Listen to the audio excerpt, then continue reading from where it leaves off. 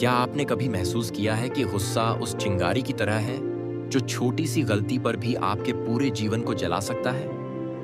क्या आपने कभी सोचा है कि मन की अशांति कैसे आपके रिश्तों, आपकी सेहत और आपके भविष्य को अंदर ही अंदर खा जाती है? आज हम एक ऐसी यात्रा शुरू कर रहे हैं जहां बुद्ध की शांत दृष्टि से प्रेरित होकर हम जानेंगे कि गुस्से और मन को सिर्फ 3 सरल स्टेप में कैसे काबू किया जा सकता है।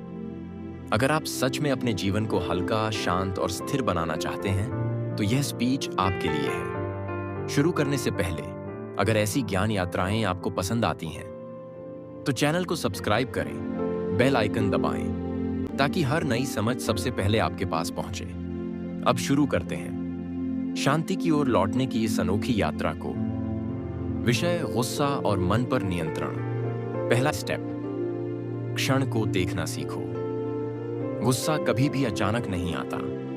वह हमारे अंदर पहले हलचल बनकर उठता है, फिर विचारों का तूफान बनता है और फिर व्यवहार में फटकर बाहर आता है।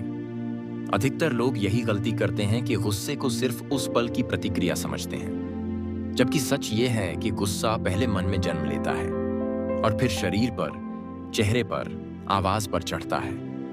बुद्ध ने बार बार यही समझाया कि कोई भी भाव अचानक नहीं आता, वह पहले मन में ही पनपता है। इसलिए गुस्से को कंट्रोल करने का पहला और सबसे महत्वपूर्ण स्टेप है क्षण को देखना सीखना। क्षण का मतलब यह है कि जैसे ही मन में हलचल शुरू हो, उसे तुरंत पहचान लिया जाए, क्योंकि जब आप शुरुआत को पकड़ लेते हैं तो अंत अपने आप शांत हो जाता है। अधिकतर लोगों के साथ होता यह है कि वे गुस्सा आने के बाद उसे संभालने की कोशिश करते हैं, पर उस समय मन पहले ही आग बन चुका होता है। जैसे पानी में छोटी लहर उठे और आप उसी समय उसे रोक दें, तो लहर कभी तूफान नहीं बनती। ठीक उसी तरह जैसे मन में पहले ही सेकंड में उठने वाले भाव को पकड़ लिया जाए, तो गुस्सा कभी बढ़ ही नहीं पाता। बुद्ध के अनुसार जो व्यक्ति अपनी पहली प्रतिक्रिया को देख लेता है, वह जीत जाता है। इसे ऐसे समझिए, मान लीजिए कोई व्यक्ति आपको कुछ ऐसा कह दे जो आपको चुभ जाए। सामान्य स्थिति में मन तुरंत प्रतिक्रिया बनाता है, यह क्या कह दिया, मेरे साथ ऐसा क्यों, मैं इसे जवाब दूंगा। यही पहली हलचल है। अगर आप इस हलचल को उसी समय पकड़ लें, तो गुस्सा बनने से पहले ही टूट जाता है। पर अधिकांश लोग इस शुरुआती कंपन को अनदेखा कर देते हैं और फिर वही कंपन लहर बनकर शब्दों में, हाव भाव में और आक्रामकता में बदल जाता है। क्षण को देखना सीखने का मतलब है अपने भीतर खड़े होकर खुद को देखना। जैसे बुद्ध ने कहा, साक्षी बनो, यानी खुद को अपने से थोड़ा पीछे हटकर देखो। जब कोई आपको कुछ कहे तो तुरंत अंदर जाकर यह मत देखो कि सामने वाला क्या कर रहा है, बल्कि देखो कि आपका मन क्या कर रहा है। क्या वह गर्म हो रहा है? क्या वहां जलन है? क्या वहां दुख है? क्या वहां कोई पुरानी पीड़ा जागी है? कई बार गुस्सा किसी वर्तमान घटना पर नहीं होता, बल्कि किसी पुरानी अधूरी चोट पर होता है। कोई छोटी बात वर्तमान में चोट करती है और अंदर से पुरानी फाइलें खुल जाती हैं। इसलिए क्षण को देखना यानी तुरंत यह पहचानना कि मेरे अंदर क्या चल रहा है। जैसे ही आप यह देख लेते हैं, आप तुरंत अपना मन शांत कर पाते हैं, क्योंकि देखने वाला कभी गुस्सा नहीं करता और गुस्सा करने वाला कभी देख नहीं पाता। देखने वाला हमेशा विजेता होता है, क्योंकि उसका मन उसके नियंत्रण में रहता है। मन को देखने की यह कला शुरुआत में थोड़ी कठिन लग सकती है, पर रोज अभ्यास के साथ यह बहुत सहज हो जाती है। उदाहरण के लिए, मान लीजिए घर में कोई आपको कुछ बुरा कह दे। सामान्य प्रतिक्रिया में आप तुरंत जवाब दे देते, लेकिन अब आप सुनते ही अपने भीतर की पहली हलचल को पकड़ लेते हैं। आप महसूस करते हैं कि मन गर्म हुआ। जैसे ही आपने इसे पकड़ लिया, आपका मन धीमा पड़ने लगता है। यह बिल्कुल ऐसा है जैसे कोई कार बहुत तेज जा रही हो और आपने जल्दी ब्रेक लगा दिया। अगर ब्रेक शुरुआत में लग जाए तो कार रुक जाती है, लेकिन अगर देरी से लगाएं तो दुर्घटना हो सकती है। इस स्टेप को क्षण दर्शन कहा जा सकता है। हर पल अपने भीतर उठती हलचल को पहचानना। यह हलचल इतनी सूक्ष्म होती है कि शुरुआत में लगता ही नहीं कि यह गुस्सा बन सकती है, पर यही सूक्ष्म कंपन धीरे धीरे बढ़कर आग बन जाते हैं। अब बात करते हैं कि इसे अभ्यास में कैसे लाया जाए। इसके 3 छोटे प्रयोग करें। पहला, जब भी कुछ चुभे तुरंत 3 सेकंड के लिए रुक जाएं। रुकने का यह क्षण जादुई क्षण है। इसे तत्काल विराम कहा जा सकता है। जब आप इन 3 सेकंड में कुछ नहीं बोलते, मन अपने आप 40% शांत हो जाता है।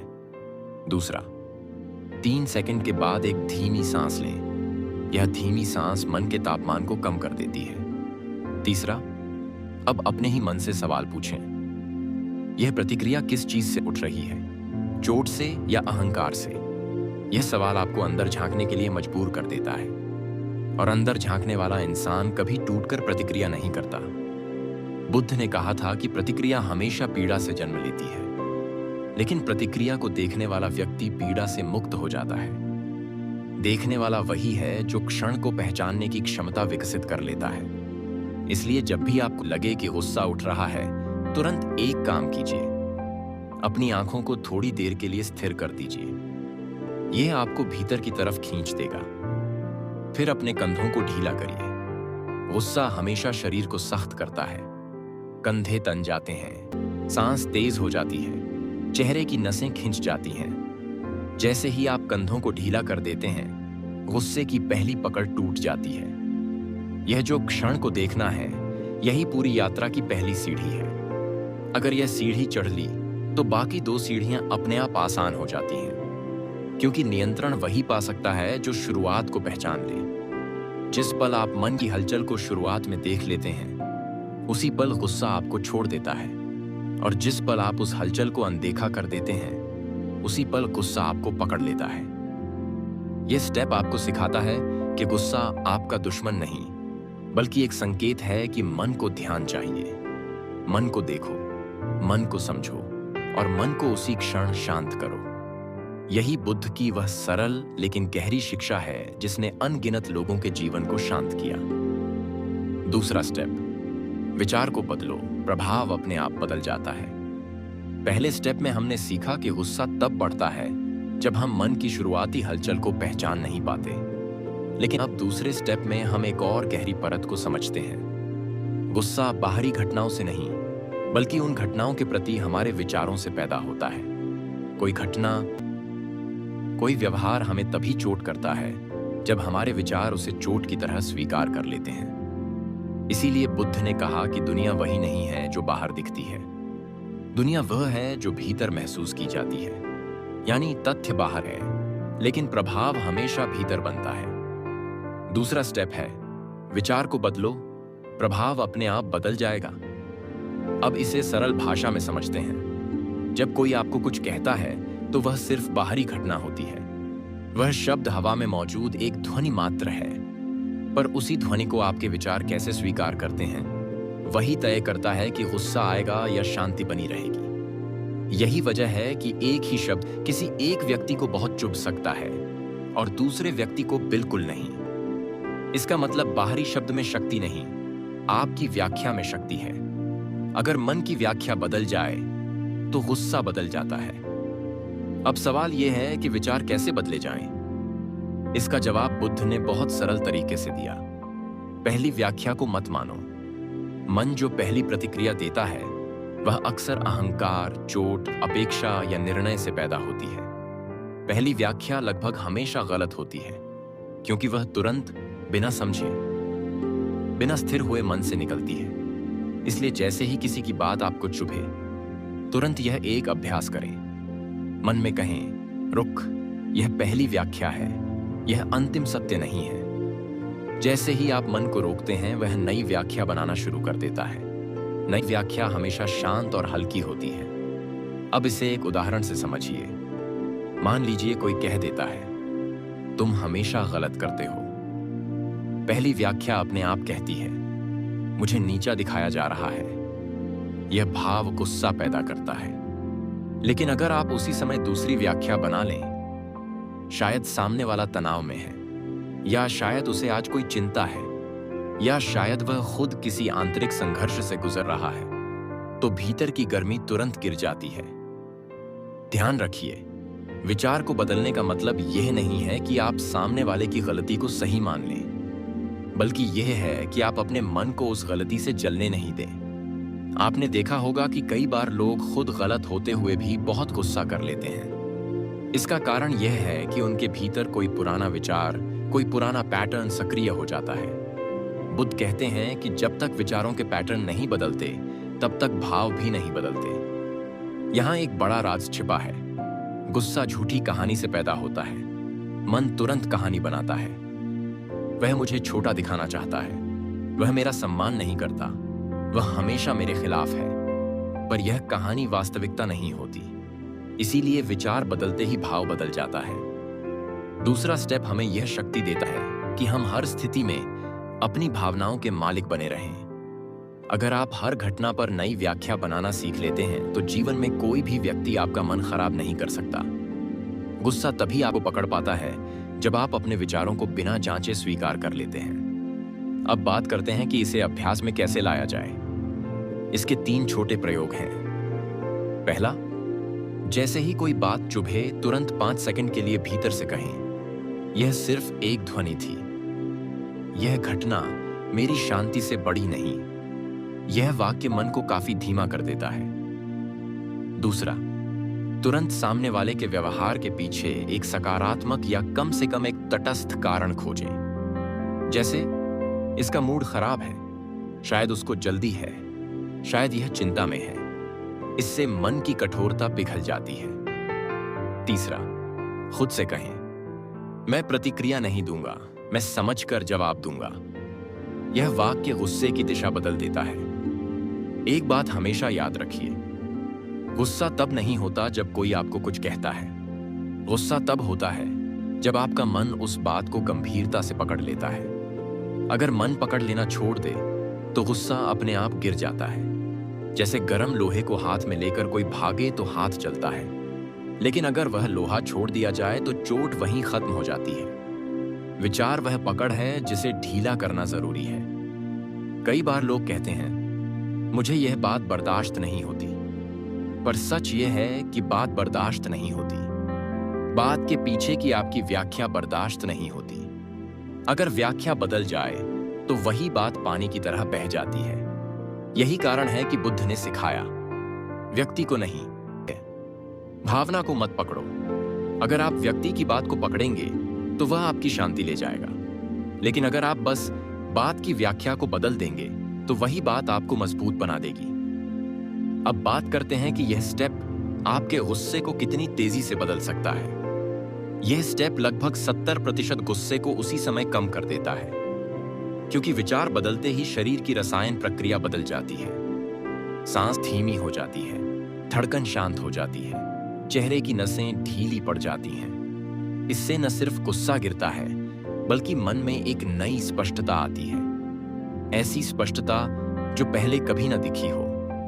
जब आप इस स्टेप का अभ्यास कुछ दिन तक करते हैं तो आप खुद महसूस करेंगे कि उसी स्थिति में जहां पहले आप फट पड़ते थे, अब आप एकदम स्थिर रहते हैं। लोग आपको देखकर आश्चर्य करेंगे कि पहले तो बात बात पर गुस्सा करता था, अब इतना शांत कैसे हो गया। यह परिवर्तन आप में इसलिए आता है क्योंकि अब आप विचारों के मालिक बन चुके हैं। ध्यान रखिए, विचार बदलना कोई मजबूरी नहीं, बल्कि एक कला है। जो इस कला को सीख लेता है वह जीवन के हर संघर्ष को हल्के में बदल देता है।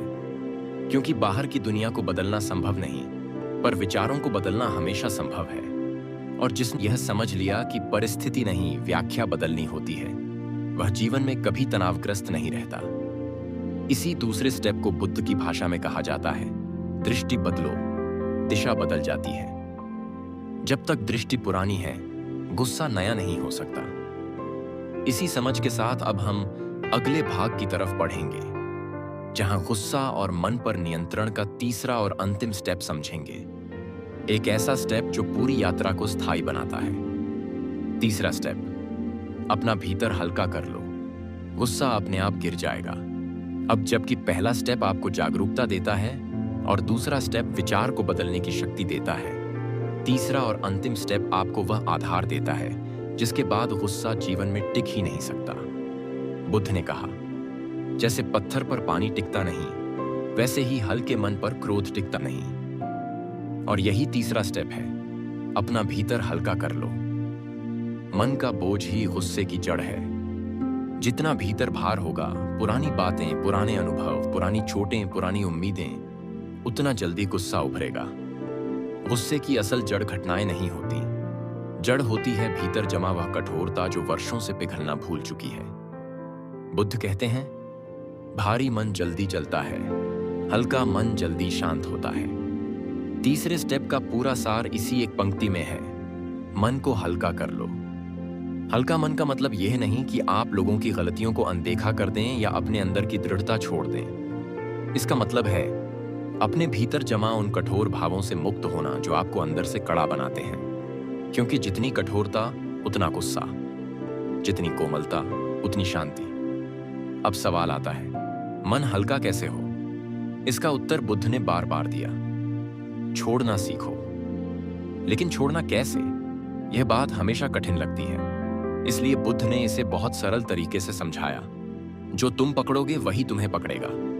अगर आप किसी व्यक्ति की गलती को पकड़े रखते हैं, वह गलती आपके ही भीतर जलती रहेगी। अगर आप किसी अपमान को चिपका कर रखते हैं, वह चोट आपकी ही नींद खराब करेगी। और अगर आप किसी घटना को बार बार सोचते रहते हैं, तो उसका असर आपके हर संवाद में दिखाई देगा। पहला अभ्यास, मैं अपने मन से बड़ा हूं। जब भी कोई बात परेशान करे, बस एक पल को रुककर यह वाक्य भीतर बोले। यह वाक्य मन को बता देता है कि परिस्थिति चाहे कितनी भी भारी क्यों ना हो, आपका भीतर उससे बड़ा है। जैसे ही यह भाव जागता है, कठोरता अपने आप टूटने लगती है। और जब कठोरता टूटती है, गुस्सा गिर जाता है। दूसरा अभ्यास, मैं देने वाला हूं, लेने वाला नहीं। बुद्ध ने एक बार कहा, यदि कोई अपमान दे और तुम स्वीकार न करो, तो वह अपमान वापस उसी के पास लौट जाता है। इस वाक्य की शक्ति अपार है। इसका अर्थ है कि आप केवल वही चीजें स्वीकार करें जो आपके भीतर शांति पैदा करें। अगर कोई कड़वे शब्द दे, आप उसे मन में जगह न दें। आपकी शांति आपकी है, किसी के हाथ की नहीं। यही भाव मन को हल्का करता है। तीसरा अभ्यास, दैनिक हल्कापन। यह 5 मिनट का साधारण अभ्यास है। हर दिन थोड़ी देर शांत बैठें और भीतर धीमी आवाज में कहें, मेरे भीतर जो पुराना बोझ है वह अब पिघल रहा है। मैं किसी बात को पकड़कर नहीं रखता। मेरा मन हल्का है और हल्का मन ही शांत मन है। बुद्ध कहते हैं, जैसे बादल वर्षा के बाद हल्के होकर सूर्य को दिखा देते हैं, वैसे ही मन जब बोझ छोड़ देता है तो भीतर का प्रकाश प्रकट हो जाता है। यह 5 मिनट का अभ्यास मन के भीतर जमा धूल साफ कर देता है। अब समझते हैं कि यह तीसरा स्टेप भीतर क्या बड़ा परिवर्तन लाता है। पहले 2 स्टेप आपको नियंत्रण देते हैं, क्षण को पहचानने और विचार को बदलने का। लेकिन तीसरा स्टेप आपको स्थिरता देता है। यह वह स्थिति है जहां गुस्सा आने की संभावना ही घट जाती है। जब मन हल्का हो जाता है, बातें चुभती नहीं, लोग परेशान नहीं करते, स्थितियां भारी नहीं लगती और स्वयं के भीतर एक सहज स्थिरता आती है। उस समय आप गुस्सा नियंत्रित नहीं कर रहे होते। गुस्सा आपके पास आने से पहले ही रास्ता बदल देता है। यही बुद्ध का गहरा संदेश है। स्वयं को हल्का कर लो, दुनिया का भार अपने आप कम लगने लगेगा। अब कल्पना कीजिए उस व्यक्ति की जो सुबह बोझिल मन से उठता है, पहले ही भारी विचारों के साथ। उसे छोटी बात भी बड़ी लगती है, छोटी चूक भी अपमान लगती है और छोटी आवाज भी चोट सी महसूस होती है। क्यों? क्योंकि मन पहले से भरा हुआ है। अब कल्पना कीजिए उस व्यक्ति की जिसका मन हल्का है, जो दिन की शुरुआत सहज भाव से करता है, जो किसी भी बात को पकड़ता नहीं, जो अपने भीतर कोमलता और समझ बनाए रखता है। उस व्यक्ति को गुस्सा आना बहुत मुश्किल हो जाता है। यही वह अवस्था है जहां बुद्ध का मार्ग पूरा होता है। बाहर की दुनिया वैसी ही रहती है, पर भीतर की दुनिया बदली हुई होती है। और जब भीतर बदल जाता है, जीवन की हर दिशा, हर घटना, हर संवाद नया अर्थ देना शुरू कर देता है। इस अंतिम स्टेप की खूबसूरती यही है कि यह आपके पूरे जीवन का स्वर बदल देता है। गुस्से से नहीं, स्पष्टता से, प्रतिक्रिया से नहीं, समझ से, कठोरता से नहीं, करुणा से। और करुणा ही वह प्रकाश है जिसमें गुस्सा टिक नहीं सकता। अंत में बस इतना समझ लीजिए, गुस्से को जीतना किसी बाहर की लड़ाई को जीतना नहीं, यह भीतर के भार को हल्का करना है। जो भीतर हल्का होता है वही बाहर मजबूत होता है। यही बुद्ध का वास्तविक संदेश है। मन की स्वतंत्रता ही जीवन की सबसे बड़ी जीत है।